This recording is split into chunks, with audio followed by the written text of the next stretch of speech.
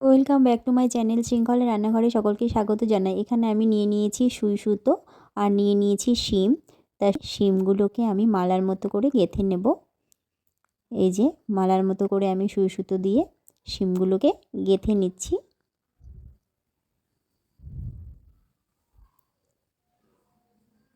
এই যে সবকটা শিম আমার মালার মতো করে গেঁথে নেওয়া হয়ে গেছে। আর এখানে আমি এই শিমগুলোকে ভাতের মধ্যে সেদ্ধ দিয়ে দেব। এইভাবে সেদ্ধ দিলে চটপট বের করে নেওয়া যায়, কাজটাও অনেক সোজা হয়ে যায়। এই যে এখানে আমার ভাতটাও হয়ে গেছে, শিম সেদ্ধটাও হয়ে গেছে। এবার আমি এই যে ওপরে যে বাড়তি সুতোটা ছিল এটা ধরে শিমটাকে তুলে নেব। এই যে এইভাবে একটু ঝাঁকিয়ে নিচ্ছি, তাহলে ভাতটা পড়ে যাবে, শিমটাকেও নিতে সুবিধা হবে। আর এই যে দেখুন শিমটাকে আমি নিয়ে নিয়েছি। আর এখানে আমি একটা কাঁচির সাহায্যে শিমের মধ্যে যে সুতোটা আছে সেটাকে কেটে নেব, নিয়ে সুতোটাকে আমি বের করে নেব।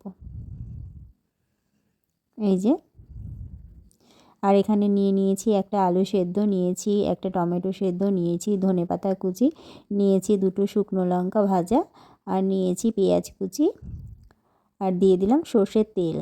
দিয়ে এবার আমি আগে শুকনো লঙ্কা, পেঁয়াজ, নুন দিয়ে ভালো করে মেখে নেব। তারপর টমেটো আর আলুটাকে মেখে নেব, দিয়ে সিমটাকে আমি শেষে মেখে নেব।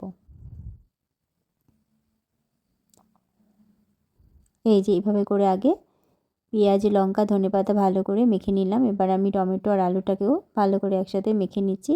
এবার আমি এই যে শিমটাকেও ভালো করে মেখে নিচ্ছি। শিমটা খুব সুন্দর গলে গেছে। এইভাবে ভাতের মধ্যে শিম সেদ্ধ দিলে চটপট বের করে নিতে খুব সুবিধা হয়।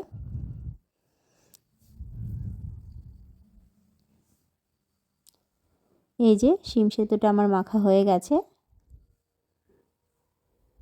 কত সুন্দর লাগছে। আর এইভাবে করে টমেটো, আলু, শিম দিয়ে মেখে খেতে খুব টেস্টি হয় সকাল সকাল গরম ভাতে। এইভাবে শিম সেদ্ধ কিন্তু খুব ভালো খেতে লাগে। এই যে আমি তো খাওয়া শুরু করে দিয়েছি।